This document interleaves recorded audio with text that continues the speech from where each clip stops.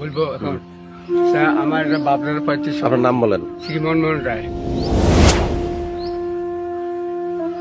আমার বাপদার 35 সম্পত্তি। সেই 35 সম্পত্তি আবার বাবার 4 ভাই, এই 4 ভাইয়ে ভাগ করিয়ে নিয়েছি।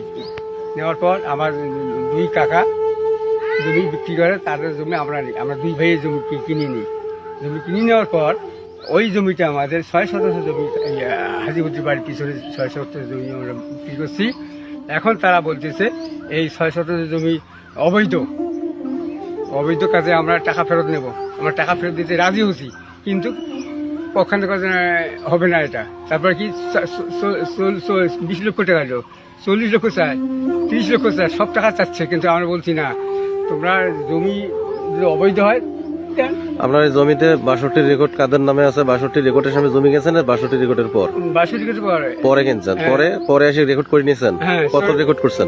94 রেকর্ড করছি। 94 রেকর্ড আপনাদের নামে আছে? আমাদের নামে আছে। আচ্ছা, তারা আবার কিভাবে এই জমিতে আচ্ছা, নামলো? এখন দেখেন অবৈধ কিভাবে হলো।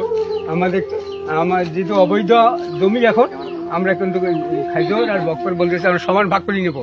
নিয়ে আমরা 2 জন অবৈধ জমি, তুমি অর্ধেক খাবে, আমি অর্ধেক খাবো। দেখেন এটা সম্পূর্ণ গাছে, এটা সম্পূর্ণ জমি কতগুলো? হ্যাঁ, জমি কতগুলো এখানে? এখন ভোগ দখল আছে 1 একর 7। 1 একর 7। এটাকে আপনারা চাষ করছিলেন? না, ওরাই জমি চাষ করছে, গাছ দিয়ে পানি দিচ্ছে, সবই ওরাই করছে। রোয়া কোথায় গেল? রোয়ানে উঠে ফেলে দিচ্ছে।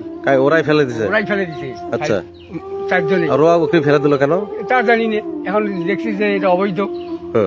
এখন যেহেতু 29 শতাংশ জমি আমার ভাই বন্ধক দিচ্ছে, আর সেক্ষেত্রে 50 শতাংশ জমি দখল করছে, এটা তো অবৈধ হচ্ছে। যার কারণে ওরা জমি উকরি ফেলে দিচ্ছে।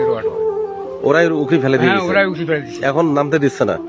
না, এখন ওরা বলতেছে তোমার জমি তোমরা গাড়ো। আমরা তো গাড়বো, যেহেতু কোর্টে আশ্রয় নিয়েছি। কোর্ট যা পারমিশন দেবে।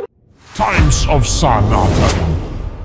সত্যের পথে সনাতনের কণ্ঠে টাইমস অফ সনাতন।